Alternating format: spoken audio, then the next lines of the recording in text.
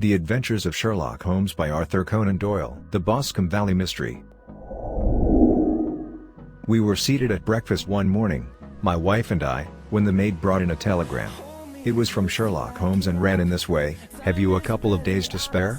Have just been wired for from the west of England in connection with Boscombe Valley tragedy. Shall be glad if you will come with me. Air and scenery perfect. Leave Paddington by the 11.15. What do you say, dear?" said my wife, looking across at me. "Will you go?" I really don't know what to say. I have a fairly long list at present. Oh, Anstruther would do your work for you. You have been looking a little pale lately. I think that the change would do you good, and you are always so interested in Mr. Sherlock Holmes cases. I should be ungrateful if I were not, seeing what I gained through one of them, I answered. But if I am to go, I must pack at once, for I have only half an hour. My experience of camp life in Afghanistan had at least had the effect of making me a prompt and ready traveler. My wants were few and simple, so that in less than the time stated I was in a cab with my valise, rattling away to Paddington Station. Sherlock Holmes was pacing up and down the platform, his tall, gaunt figure made even gaunter and taller by his long grey travelling cloak and close-fitting cloth cap. "It is really very good of you to come, Watson," said he. "It makes a considerable difference to me, having someone with me on whom I can thoroughly rely. Local aid is always either worthless or else biased. If you will keep the two corner seats I shall get the tickets." We had the carriage to ourselves save for an immense litter of papers which Holmes had brought with him. Among these he rummaged and read, with intervals of note-taking and of meditation, until we were past reading. Then he suddenly rolled them all into a gigantic ball and tossed them up onto the rack. "Have you heard anything of the case?" he asked. "Not a word. I have not seen a paper for some days. The London press has not had very full accounts. I have just been looking through all the recent papers in order to master the particulars. It seems, from what I gather, to be one of those simple cases which are so extremely difficult." That sounds a little paradoxical. But it is profoundly true. Singularity is almost invariably a clue. The more featureless and commonplace a crime is, the more difficult it is to bring it home. In this case, however, they have established a very serious case against the son of the murdered man. It is a murder, then? Well, it is conjectured to be so. I shall take nothing for granted until I have the opportunity of looking personally into it. I will explain the state of things to you, as far as I have been able to understand it, in a very few words. Boscombe Valley is a country district not very far from Ross, in Herefordshire. The largest landed proprietor in that part is a Mr. John Turner, who made his money in Australia and returned some years ago to the old country. One of the farms which he held, that of Hatherley, was let to Mr. Charles McCarthy, who was also an ex-Australian.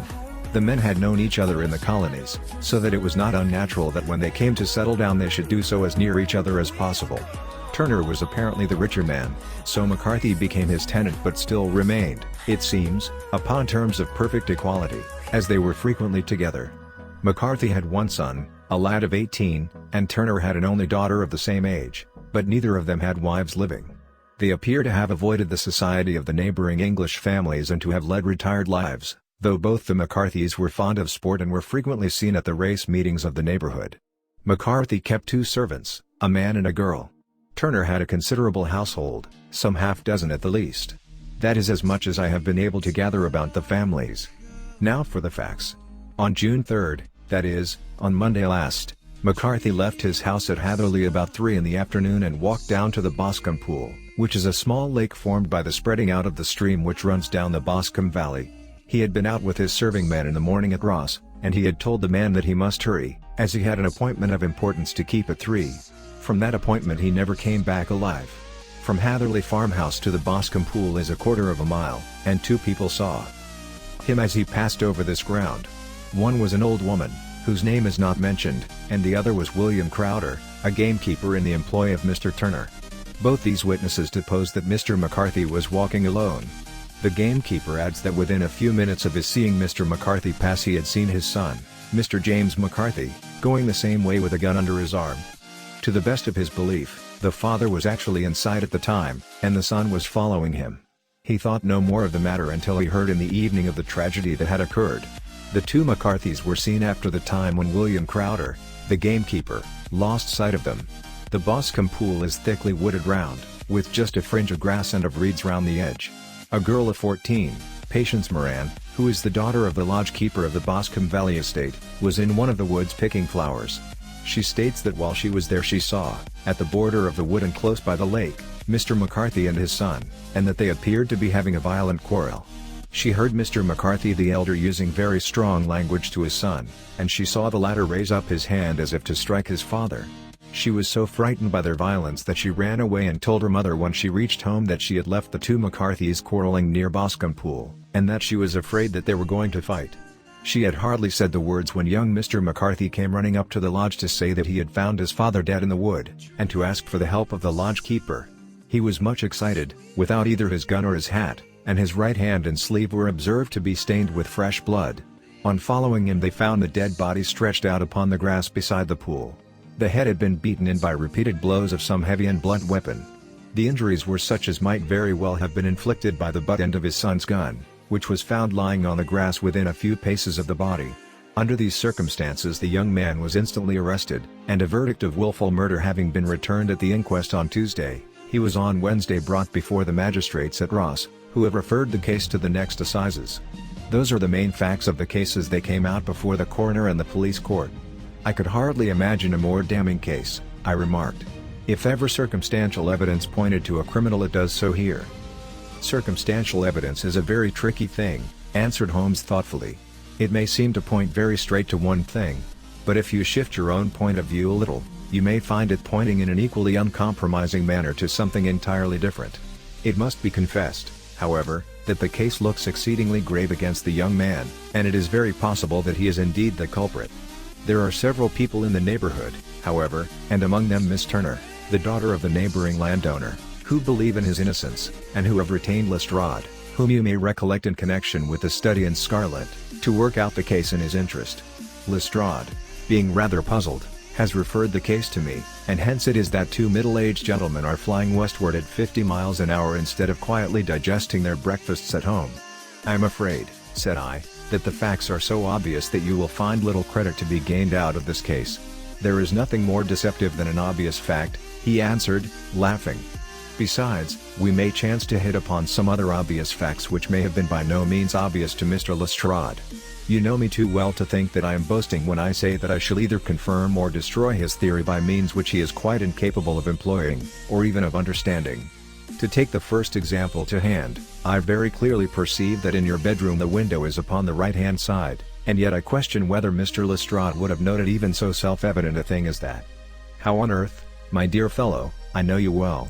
I know the military neatness which characterizes you. You shave every morning, and in this season you shave by the sunlight, but since your shaving is less and less complete as we get farther back on the left side, until it becomes positively slovenly as we get round the angle of the jaw, it is surely very clear that that side is less illuminated than the other. I could not imagine a man of your habits looking at himself in an equal light and being satisfied with such a result.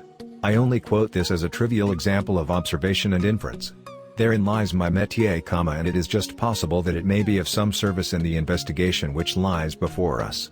There are one or two minor points which were brought out in the inquest, and which are worth considering. What are they? It appears that his arrest did not take place at once, but after the return to Heatherley Farm. On the inspector of constabulary informing him that he was a prisoner, he remarked that he was not surprised to hear it, and that it was no more than his deserts. This observation of his had the natural effect of removing any traces of doubt which might have remained in the minds of the coroner's jury. It was a confession, I ejaculated. No, for it was followed by a protestation of innocence. Coming on the top of such a damning series of events, it was at least a most suspicious remark. On the contrary, said Holmes, it is the brightest rift which I can at present see in the clouds. However innocent he might be, he could not be such an absolute imbecile as not to see that the circumstances were very black against him. Had he appeared surprised at his own arrest, or feigned indignation at it, I should have looked upon it as highly suspicious, because such surprise or anger would not be natural under the circumstances, and yet might appear to be the best policy to a scheming man. His frank acceptance of the situation marks him as either an innocent man, or else as a man of considerable self-restraint and firmness. As to his remark about his deserts, it was also not unnatural if you consider that he stood beside the dead body of his father, and that there is no doubt that he had that very day so far forgotten his filial duty as to bandy words with him, and even, according to the little girl whose evidence is so important, to raise his hand as if to strike him. The self-reproach and contrition which are displayed in his remark appear to me to be the signs of a healthy mind rather than of a guilty one. I shook my head. Many men have been hanged on far slighter evidence, I remarked. So they have. And many men have been wrongfully hanged. What is the young man's own account of the matter? It is, I am afraid, not very encouraging to his supporters, though there are 1 or 2 points in it which are suggestive. You will find it here, and may read it for yourself. He picked out from his bundle a copy of the local Herefordshire paper, and having turned down the sheet he pointed out the paragraph in which the unfortunate young man had given his own statement of what had occurred. I settled myself down in the corner of the carriage and read it very carefully. It ran in this way. Mr. James McCarthy, the only son of the deceased, was then called and gave evidence as follows. I had been away from home for 3 days at Bristol, and had only just returned upon the morning of last Monday, the 3rd. My father was absent from home at the time of my arrival, and I was informed by the maid that he had driven over to Ross with John Cobb, the groom. Shortly after my return I heard the wheels of his trap in the yard, and, looking out of my window, I saw him get out and walk rapidly out of the yard, though I was not aware in which direction he was going. I then took my gun and strolled out in the direction of the Boscombe pool, with the intention of visiting the rabbit warren which is upon the other side. On my way I saw William Crowder, the gamekeeper, as he had stated in his evidence, but he is mistaken in thinking that I was following my father. I had no idea that he was in front of me. When about 100 yards from the pool I heard a cry of cooey, which was a usual signal between my father and myself. I then hurried forward, and found him standing by the pool. He appeared to be much surprised at seeing me and asked me rather roughly what I was doing there. A conversation ensued which led to high words and almost to blows, for my father was a man of a very violent temper. Seeing that his passion was becoming ungovernable, I left him and returned towards Hatherley Farm. I had not gone more than 150 yards, however, when I heard a hideous outcry behind me, which caused me to run back again. I found my father expiring upon the ground, with his head terribly injured. I dropped my gun and held him in my arms, but he almost instantly expired. I knelt beside him for some minutes, and then made my way to Mr. Turner's lodge keeper, his house being the nearest, to ask for assistance. I saw no one near my father when I returned, and I have no idea how he came by his injuries. He was not a popular man, being somewhat cold and forbidding in his manners, but he had, as far as I know, no active enemies. I know nothing further of the matter. The coroner: did your father make any statement to you before he died? Witness: he mumbled a few words, but I could only catch some allusion to a rat. The coroner: what did you understand by that? Witness: it conveyed no meaning to me. I thought that he was delirious. The coroner: what was the point upon which you and your father had this final quarrel? Witness: I should prefer not to answer. The coroner: I am afraid that I must press it. Witness: it is really impossible for me to tell you. I can assure you that it has nothing to do with the sad tragedy which followed. The coroner: that is for the court to decide. I need not point out to you that your refusal to answer will prejudice your case considerably in any future proceedings which may arise. Witness: I must still refuse. The coroner: I understand that the cry of cooey was a common signal between you and your father? Witness: it was. The coroner: how was it, then, that he uttered it before he saw you, and before he even knew that you had returned from Bristol? Witness, with considerable confusion: I do not know. A juryman: did you see nothing which aroused your suspicions when you returned on hearing the cry and found your father fatally injured? Witness: nothing definite. The coroner: what do you mean? Witness: I was so disturbed and excited as I rushed out into the open, that I could think of nothing except of my father. Yet I have a vague impression that as I ran forward something lay upon the ground to the left of me. It seemed to me to be something grey in color, a coat of some sort, or a plaid perhaps. When I rose from my father I looked round for it, but it was gone. Do you mean that it disappeared before you went for help? Yes, it was gone. You cannot say what it was? No, I had a feeling something was there. How far from the body? A dozen yards or so. And how far from the edge of the wood? About the same. Then if it was removed it was while you were within a dozen yards of it? Yes, but with my back towards it. This concluded the examination of the witness. I see, said I as I glanced down the column, that the coroner in his concluding remarks was rather severe upon young McCarthy. He calls attention, and with reason, to the discrepancy about his father having signaled to him before seeing him, also to his refusal to give details of his conversation with his father, and his singular account of his father's dying words. They are all, as he remarks, very much against the son. Holmes laughed softly to himself and stretched himself out upon the cushioned seat. "Both you and the coroner have been at some pains," said he, "to single out the very strongest points in the young man's favor. Don't you see that you alternately give him credit for having too much imagination and too little? Too little, if he could not invent a cause of quarrel which would give him the sympathy of the jury; too much, if he evolved from his own inner consciousness anything so outre as a dying reference to a rat, and the incident of the vanishing cloth. No, sir, I shall approach this case from the point of view that what this young man says is true, and we shall see whither that hypothesis will lead us. And now here is my pocket Petrarch, and not another word shall I say of this case until we are on the scene of action. We lunch at Swindon, and I see that we shall be there in 20 minutes. It was nearly 4 o'clock when we at last, after passing through the beautiful Stroud Valley, and over the broad gleaming Severn, found ourselves at the pretty little country town of Ross. A lean, ferret-like man, furtive and sly-looking, was waiting for us upon the platform.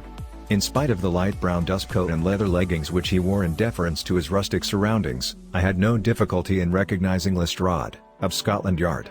With him we drove to the Hereford Arms, where a room had already been engaged for us. "I have ordered a carriage," said Lestrade as we sat over a cup of tea. "I knew your energetic nature, and that you would not be happy until you had been on the scene of the crime." "It was very nice and complimentary of you," Holmes answered. "It is entirely a question of barometric pressure." Lestrade looked startled. "I do not quite follow," he said. "How is the glass?" 29. "I see. No wind, and not a cloud in the sky. I have a case full of cigarettes here which need smoking, and the sofa is very much superior to the usual country hotel abomination. I do not think that it is probable that I shall use the carriage tonight." Lestrade laughed indulgently. "You have, no doubt, already formed your conclusions from the newspapers," he said. "The case is as plain as a pikestaff, and the more one goes into it the plainer it becomes. Still, of course, one can't refuse a lady, and such a very positive one, too. She has heard of you, and would have your opinion, though I repeatedly told her that there was nothing which you could do which I had not already done. Why, bless my soul! Here is her carriage at the door." He had hardly spoken before there rushed into the room one of the most lovely young women that I have ever seen in my life. Her violet eyes shining, her lips parted, a pink flush upon her cheeks, all thought of her natural reserve lost in her overpowering excitement and concern. "Oh, Mr. Sherlock Holmes!" she cried, glancing from one to the other of us, and finally, with a woman's quick intuition, fastening upon my companion, "I am so glad that you have come. I have driven down to tell you so. I know that James didn't do it. I know it, and I want you to start upon your work knowing it, too. Never let yourself doubt upon that point. We have known each other since we were little children, and I know his faults as no one else does, but he is too tender-hearted to hurt a fly. Such a charge is absurd to anyone who really knows him. I hope we may clear him, Miss Turner," said Sherlock Holmes. "You may rely upon my doing all that I can. But you have read the evidence. You have formed some conclusion? Do you not see some loophole, some flaw? Do you not yourself think that he is innocent?" "I think that it is very probable. There, now!"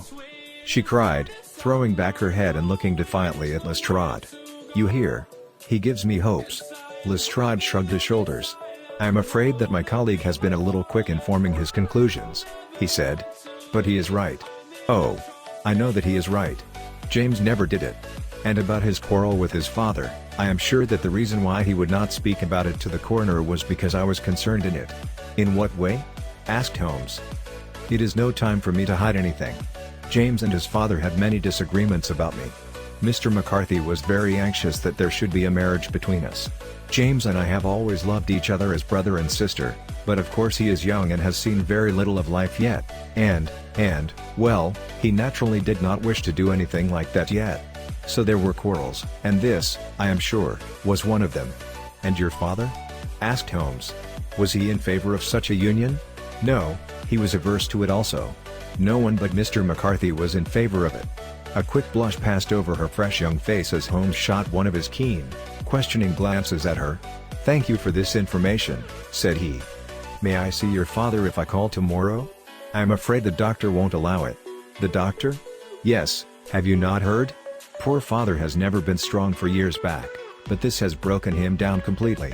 He has taken to his bed, and Dr. Willows says that he is a wreck and that his nervous system is shattered. Mr. McCarthy was the only man alive who had known Dad in the old days in Victoria." "Ha! In Victoria. That is important. Yes, at the mines. Quite so, at the gold mines, where, as I understand, Mr. Turner made his money. Yes, certainly. Thank you, Miss Turner. You have been of material assistance to me. You will tell me if you have any news tomorrow. No doubt you will go to the prison to see James. Oh, if you do, Mr. Holmes, do tell him that I know him to be innocent. I will, Miss Turner. I must go home now, for Dad is very ill, and he misses me so if I leave him. Goodbye, and God help you in your undertaking. She hurried from the room as impulsively as she had entered, and we heard the wheels of her carriage rattle off down the street. I am ashamed of you, Holmes, said Lestrade with dignity after a few minutes' silence. Why should you raise up hopes which you are bound to disappoint? I am not over-tender of heart, but I call it cruel. I think that I see my way to clearing James McCarthy, said Holmes. Have you an order to see him in prison? Yes, but only for you and me. Then I shall reconsider my resolution about going out. We have still time to take a train to Hereford and see him tonight? Ample. Then let us do so. Watson, I fear that you will find it very slow, but I shall only be away a couple of hours.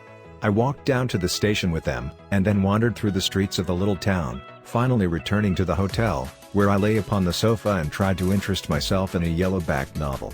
The puny plot of the story was so thin, however, when compared to the deep mystery through which we were groping, and I found my attention wander so continually from the action to the fact, that I at last flung it across the room and gave myself up entirely to a consideration of the events of the day.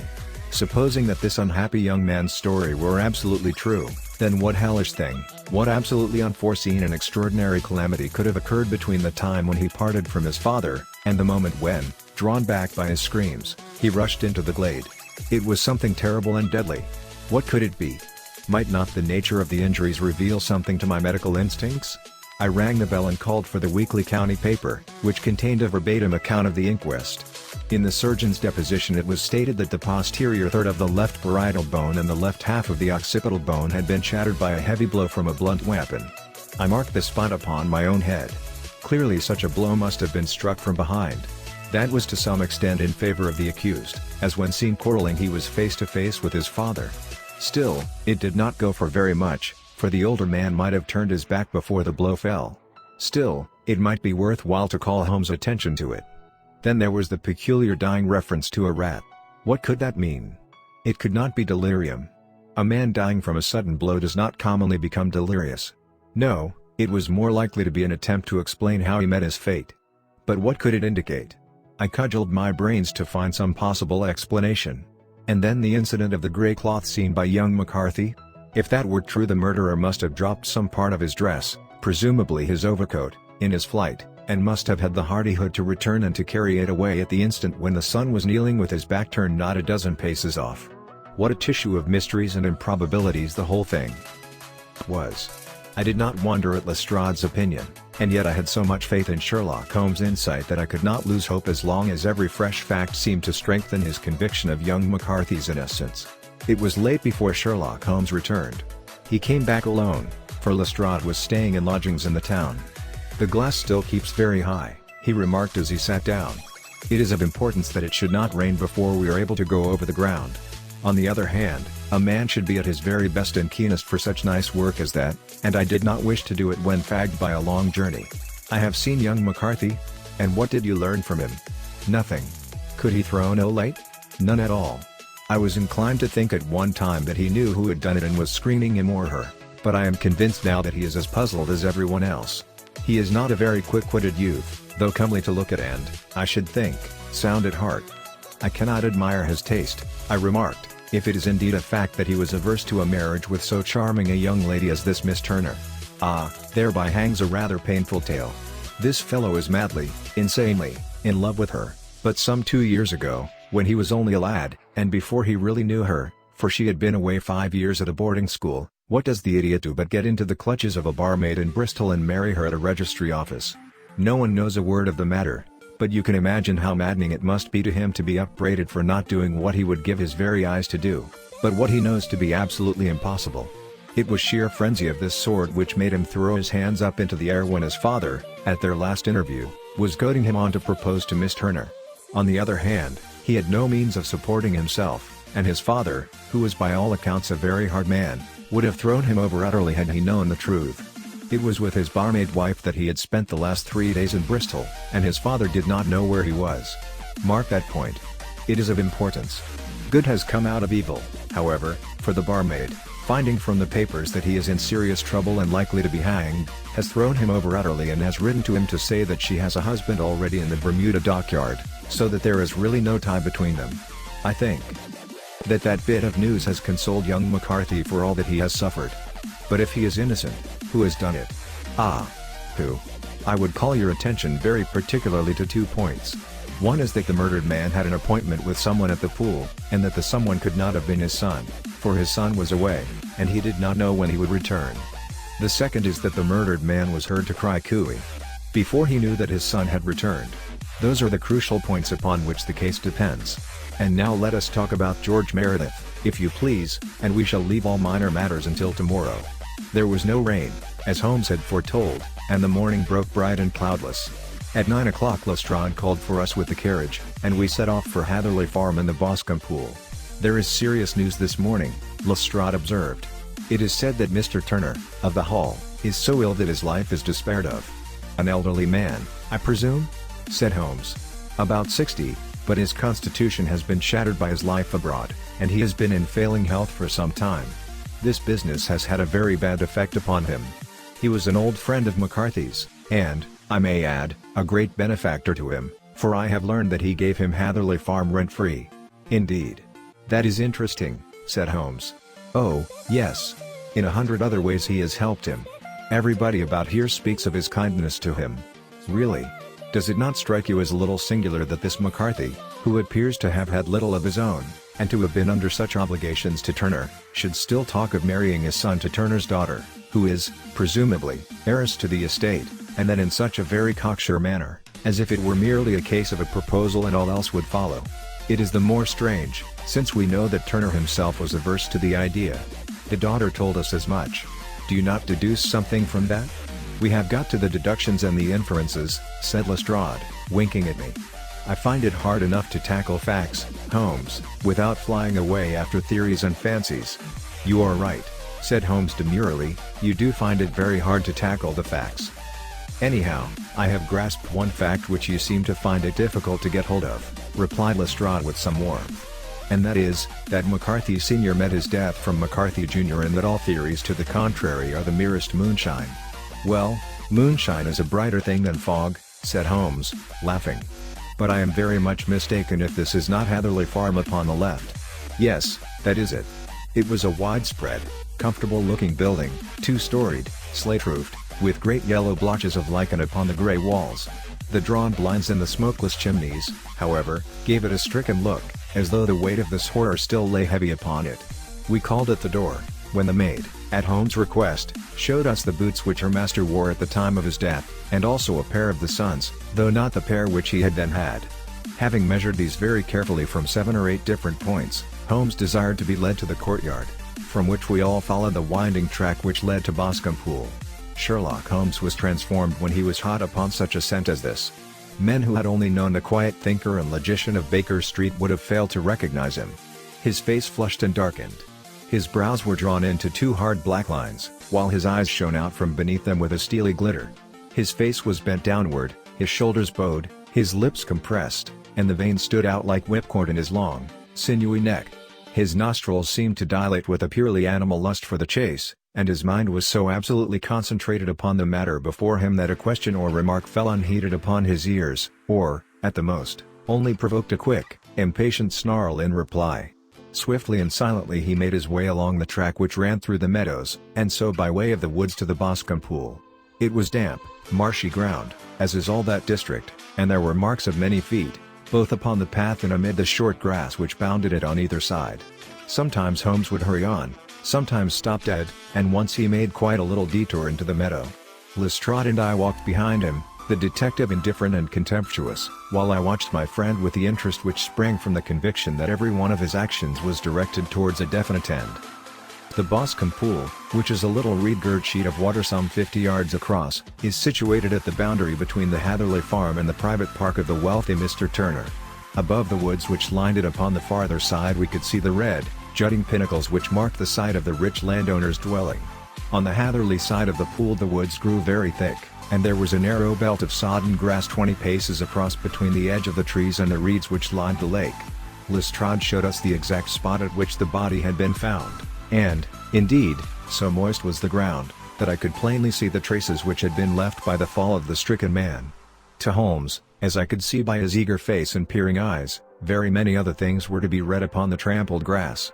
He ran round, like a dog who was picking up a scent, and then turned upon my companion. "What did you go into the pool for?" he asked. "I fished about with a rake. I thought there might be some weapon or other trace. But how on earth—" "Oh, tut, tut. I have no time. That left foot of yours with its inward twist is all over the place. A mole could trace it, and there it vanishes among the reeds. Oh, how simple it would all have been had I been here before they came like a herd of buffalo and wallowed all over it. Here is where the party with the lodge keeper came, and they have covered all tracks for 6 or 8 feet round the body. But here are 3 separate tracks of the same feet."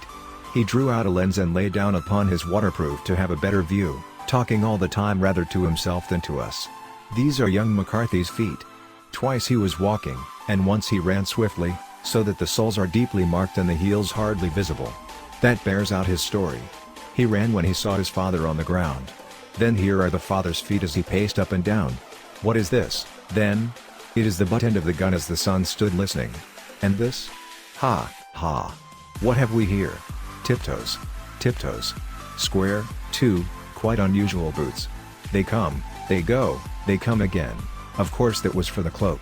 Now where did they come from?" He ran up and down, sometimes losing, sometimes finding the track until we were well within the edge of the wood and under the shadow of a great beech, the largest tree in the neighborhood. Holmes traced his way to the farther side of this and lay down once more upon his face with a little cry of satisfaction. For a long time he remained there, turning over the leaves and dried sticks, gathering up what seemed to me to be dust into an envelope and examining with his lens not only the ground but even the bark of the tree as far as he could reach. A jagged stone was lying among the moss, and this also he carefully examined and retained. Then he followed a pathway through the wood until he came to the high road, where all traces were lost. "It has been a case of considerable interest," he remarked, returning to his natural manner. "I fancy that this grey house on the right must be the lodge. I think that I will go in and have a word with Moran, and perhaps write a little note. Having done that, we may drive back to our luncheon. You may walk to the cab, and I shall be with you presently." It was about 10 minutes before we regained our cab and drove back into Ross, Holmes still carrying with him the stone which he had picked up in the wood. "This may interest you, Lestrade," he remarked, holding it out. "The murder was done with it. I see no marks. There are none."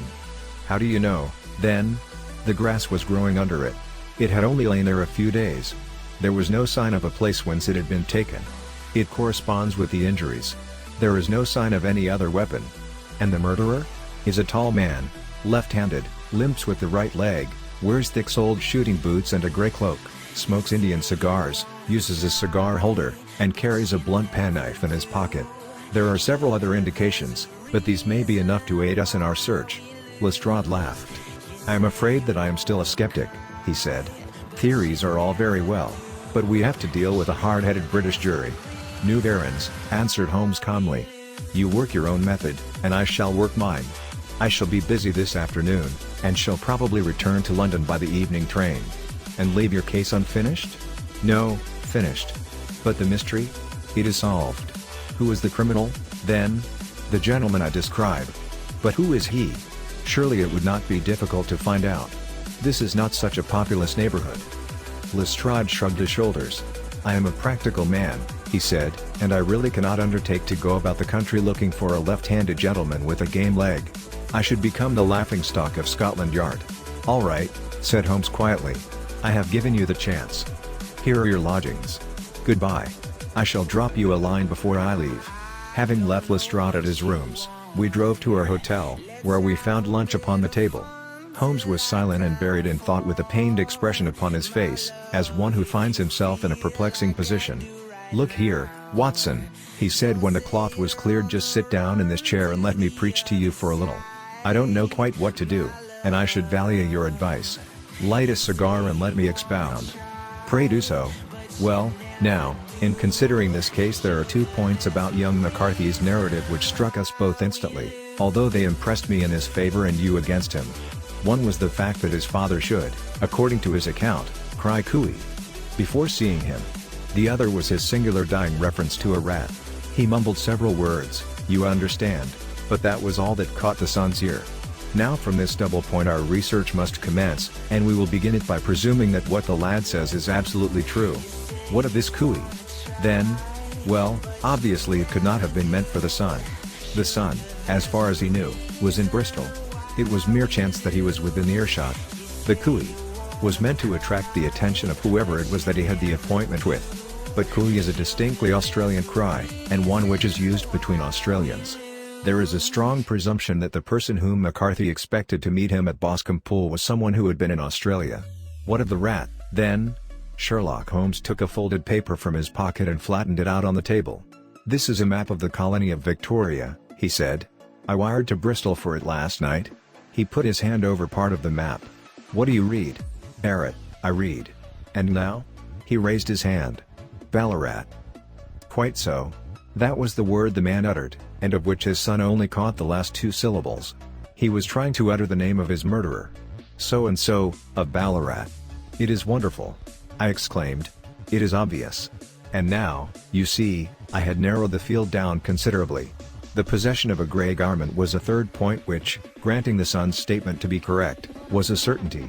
We have come now out of mere vagueness to the definite conception of an Australian from Ballarat with a grey cloak. Certainly. And one who was at home in the district, for the pool can only be approached by the far more by the estate, where strangers could hardly wander. Quite so. Then comes our expedition of today.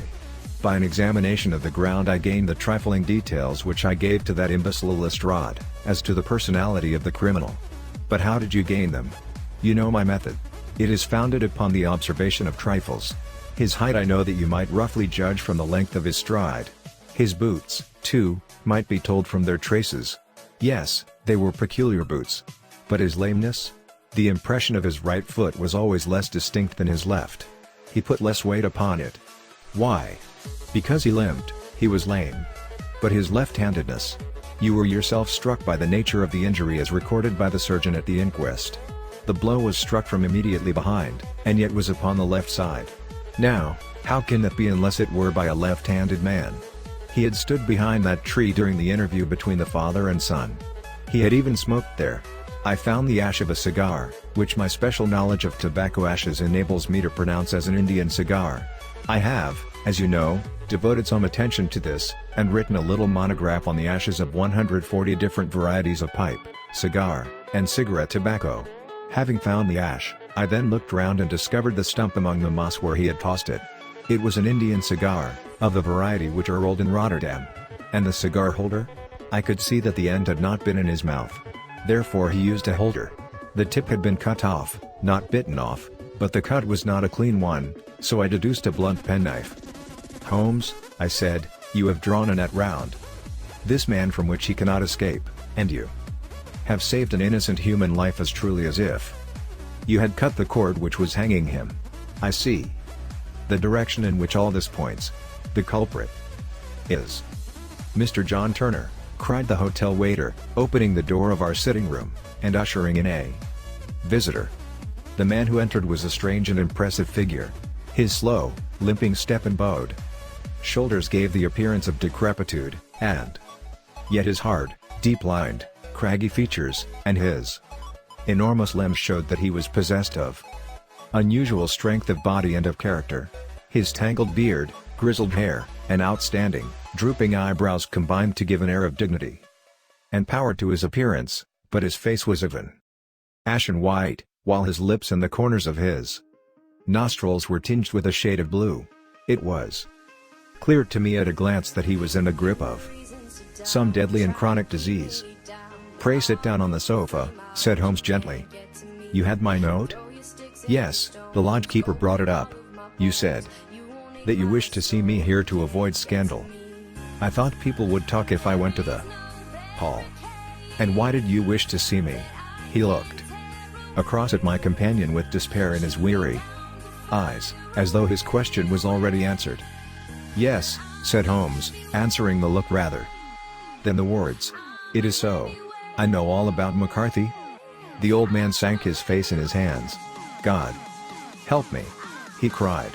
But I would not have let the young man come to harm. I give you my word that I would have spoken out if it went against him at the assizes. "I am glad to hear you say so," said Holmes gravely. "I would have spoken now had it not been for my dear girl. It would break her heart, it will break her heart when she hears that I am arrested." "It may not come to that," said Holmes. "What?" "I am no official agent. I understand that it was your daughter who required my presence here, and I am acting in her interests. Young McCarthy must be got off, however." "I am a dying man," said old Turner. "I have had diabetes for years. My doctor says it is a question whether I shall live a month. Yet I would rather die under my own roof than in a jail." Holmes rose and sat down at the table with his pen in his hand and a bundle of paper before him. "Just tell us the truth," he said. "I shall jot down the facts. You will sign it, and Watson here can witness it. Then I could produce your confession at the last extremity to save young McCarthy. I promise you that I shall not use it unless it is absolutely needed." "It's as well," said the old man. "It's a question whether I shall live to the assizes, so it matters little to me, but I should wish to spare Alice the shock. And now I will make the thing clear to you. It has been a long time in the acting, but will not take me long to tell.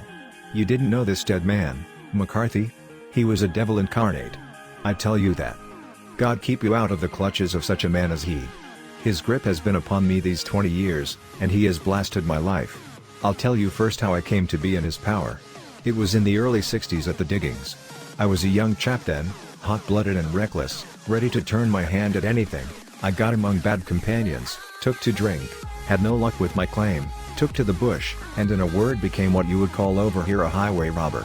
There were 6 of us, and we had a wild, free life of it, sticking up a station from time to time, or stopping the wagons on the road to the diggings. Black Jack of Ballarat was the name I went under, and our party is still remembered in the colony as the Ballarat Gang. One day a gold convoy came down from Ballarat to Melbourne, and we lay in wait for it and attacked it. There were 6 troopers and 6 of us, so it was a close thing. But we emptied 4 of their saddles at the first volley. 3 of our boys were killed, however, before we got the swag. I put my pistol to the head of the wagon driver, who was this very man McCarthy. I wished to the Lord that I had shot him then, but I spared him, though I saw his wicked little eyes fixed on my face, as though to remember every feature. We got away with the gold, became wealthy men, and made our way over to England without being suspected. There I parted from my old pals and determined to settle down to a quiet and respectable life. I bought this estate, which chanced to be in the market, and I set myself to do a little good with my money, to make up for the way in which I had earned it. I married, too. And though my wife died young, she left me my dear little Alice. Even when she was just a baby, her wee hand seemed to lead me down the right path as nothing else had ever done. In a word, I turned over a new leaf and did my best to make up for the past. All was going well when McCarthy laid his grip upon me. I had gone up to town about an investment, and I met him in Regent Street with hardly a coat to his back or a boot to his foot. "Here we are, Jack," says he, touching me on the arm. "We'll be as good as a family to you. There's 2 of us, me and my son, and you can have the keeping of us. If you don't, it's a fine, law-abiding country is England, and there's always a policeman within hail." Well, down they came to the West Country. There was no shaking them off, and there they have lived rent-free on my best land ever since. There was no rest for me, no peace, no forgetfulness. Turn where I would, there was his cunning, grinning face at my elbow. It grew worse as Alice grew up, for he soon saw I was more afraid of her knowing my past than of the police. Whatever he wanted he must have, and whatever it was I gave him without question: land, money, houses, until at last he asked a thing which I could not give. He asked for Alice. His son, you see, had grown up, and so had my girl, and as I was known to be in weak health, it seemed a fine stroke to him that his lad should step into the whole property. But there I was firm. I would not have his cursed stock mixed with mine, not that I had any dislike to the lad, but his blood was in him, and that was enough. I stood firm. McCarthy threatened. I braved him to do his worst. We were to meet at the pool midway between our houses to talk it over. When I went down there I found him talking with his son, so I smoked a cigar and waited behind a tree until he should be alone. But as I listened to his talk, all that was black and bitter in me seemed to come uppermost. He was urging his son to marry my daughter with as little regard for what she might think as if she were a slut from off the streets. It drove me mad to think that I and all that I held most dear should be in the power of such a man as this. Could I not snap the bond? I was already a dying and a desperate man. Though clear of mind and fairly strong of limb, I knew that my own fate was sealed. But my memory and my girl, both could be saved if I could but silence that foul tongue. I did it, Mr. Holmes. I would do it again. Deeply as I have sinned, I have led a life of martyrdom to atone for it. But that my girl should be entangled in the same meshes which held me was more than I could suffer. I struck him down with no more compunction than if he had been some foul and venomous beast. His cry brought back his son, but I had gained the cover of the wood, though I was forced to go back to fetch the cloak which I had dropped in my flight. That is the true story, gentlemen, of all that occurred. Well, it is not for me to judge you, said Holmes as the old man signed the statement which had been drawn out. I pray that we may never be exposed to such a temptation. I pray not, sir. And what do you intend to do? In view of your health, nothing. You are yourself aware that you will soon have to answer for your deed at a higher court than the assizes. I will keep your confession, and if McCarthy is condemned I shall be forced to use it. If not, it shall never be seen by mortal eye, and your secret, whether you be alive or dead, shall be safe with us. Farewell, then, said the old man solemnly. Your own deathbeds, when they come, will be the easier for the thought of the peace which you have given to mine. Tottering and shaking in all his giant frame, he stumbled slowly from the room. God help us, said Holmes after a long silence. Why does fate play such tricks with poor, helpless worms? I never hear of such a case as this that I do not think of Baxter's words, and say, there, but for the grace of God, goes Sherlock Holmes. James McCarthy was acquitted at the assizes on the strength of a number of objections which had been drawn out by Holmes and submitted to the defending counsel. Old Turner lived for 7 months after our interview, but he is now dead, and there is every prospect that the son and daughter may come to live happily together in ignorance of the black cloud which rests upon their past.